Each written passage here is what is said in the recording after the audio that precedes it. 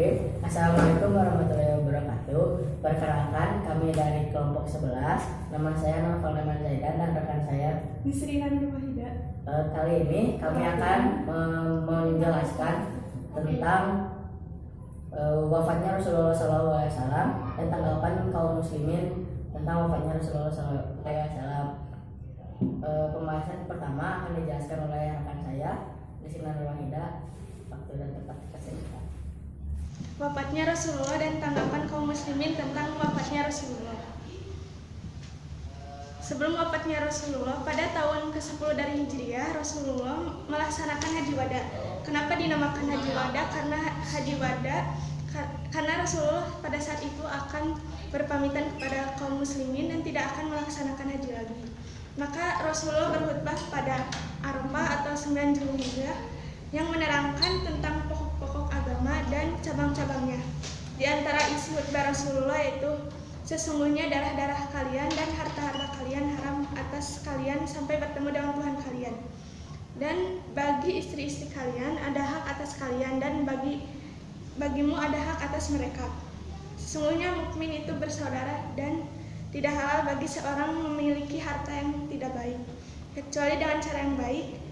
Kalian semua keturunan Nabi Adam dan Nabi Adam diciptakan dari tanah dan sebaik-baiknya manusia ialah yang paling takwa. Quran Surat Al-Hujurat ayat 13. Dan telah turun ayat tentang kesempurnaan agama Islam, yaitu pada hari ini aku telah sempurnakan bagimu agamamu dan telah aku cukupkan bagimu nikmatku dan aku ridho bagimu Islam sebagai agama. Quran Surat Al-Maidah ayat 3. Setelah Rasulullah melaksanakan manasik haji, beliau pulang ke Madinah setelah bermukim di Makkah selama 10 hari. Sakitnya Rasulullah mulai jatuh sakit pada akhir Safar tahun 11 Hijriah. Sakitnya berlangsung selama 13 hari dan ketika sakitnya beliau masih ke rumah-rumah istrinya. Maka sakitnya semakin parah, beliau meminta izin kepada istrinya untuk tinggal di rumah Ibu Aisyah. Pada suatu hari di akhir bulan Safar tahun 11 Hijriah, sekembalinya dari makam Al-Bahul Gojbah dan sampai di rumah Aisyah, Rasulullah merasakan sakit kepala dan semakin lama semakin berat. Untuk menggantikan yang mengimami sholat yaitu Abu Bakar, dan meskipun Aisyah menghalangi beliau, tetapi perintah Rasulullah tetaplah perintah.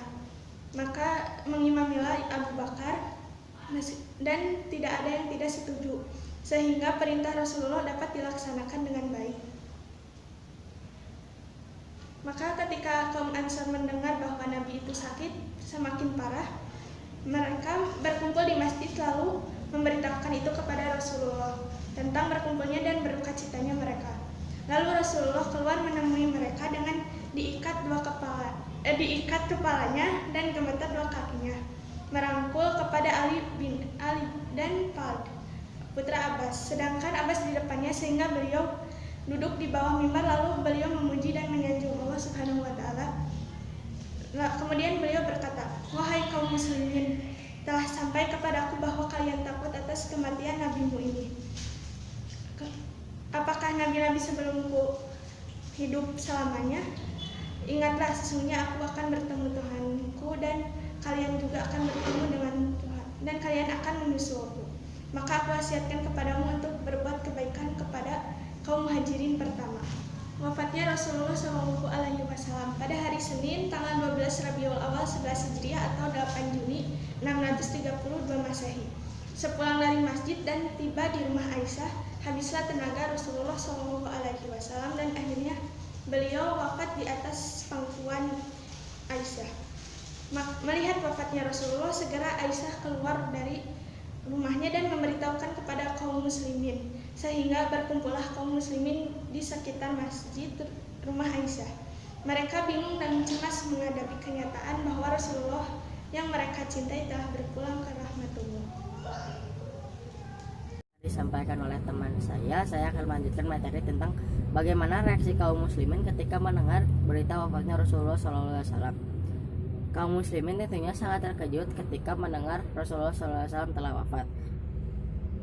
Bahkan para sahabat merasakan bahwa dirinya seperti disambar petir karena saking terkejutnya mendengar Rasulullah SAW telah wafat. Dituliskan oleh Abu Hasan al Hasan An-Nadwi dalam Sirah Nabawiyahnya bahwa ketika Rasulullah wafat itu adalah hari yang gelap, menyedihkan dan bencana bagi kaum muslimin. Lalu disebutkan oleh Anas dan Abu Sa'id Al-Hudri bahwa ketika Rasulullah SAW datang ke Madinah berkilauan. Akan tetapi ketika Rasulullah SAW wafat, semuanya berubah menjadi gelap. Bahkan Umar ketika mendengar berita tersebut, beliau murka dan mengancam bahwa akan memotong tangan dan kaki orang-orang yang menyebarkan berita tersebut. Beliau berkata bahwa Rasulullah SAW tidak wafat, dia hanya kembali ke Tuhannya selama 40 hari dan akan kembali lagi. Umar juga berkata bahwa Rasulullah SAW tidak akan wafat sampai dihabiskannya orang munafik di dunia oleh Allah Subhanahu wa Ta'ala. Umar ditenangkan oleh Abu Bakar, tetapi Umar tidak bisa tenang. Akhirnya Abu Bakar pun berkata, barang siapa yang menyembah Muhammad, maka Muhammad telah mati. Akan tetapi siapa yang menyembah Allah, Allah akan tetap hidup dan tidak akan mati. Akhirnya Umar pun membacakan surat Al-Imran ayat 144. Dan setelah dibacakan ayat tersebut, Umar pun lemas kakinya sehingga tidak bisa menahan tubuhnya. Umar berkata bahwa seakan-akan dia tidak pernah mendengar ayat tersebut sehingga dibacakannya oleh Abu Bakar. Lalu adapun Bilal yang setelah beberapa hari setelah kematian Rasul, beliau tidak bisa mengumandangkan azan karena selalu teringat Rasulullah SAW. Ketika beliau adzan, beliau selalu menangis dan tidak tahan. Karena itu Bilal pun memutuskan untuk pergi dari Madinah. Penguburan Rasulullah SAW. Jenazah Rasulullah SAW tinggal di rumah pada hari Senin malam Selasa, hari Selasa malam Rabu, sehingga telah ditentukannya pemimpin bagi kaum muslimin. Setelah pemimpin ditentukan, Rasulullah pun dimandikan, lalu dikafani 3 lembar kain kafan. Setelah itu Rasulullah pun disolatkan pertama-tama oleh kaum laki-laki, kemudian kaum perempuan, kemudian kaum anak-anak, dan dikuburkan di kamar Aisyah, dan tinggi tanah kuburannya ditinggikan 1 jengkal. Rasulullah mewasiatkan 2 hal kepada kaum muslimin yang apabila tidak ditinggalkan maka kaum muslim akan berada dalam keselamatan. Yang pertama yaitu tetap berpegang teguh kepada hadis tentang agama dan menjelaskan tentang isi-isi Al-Quran.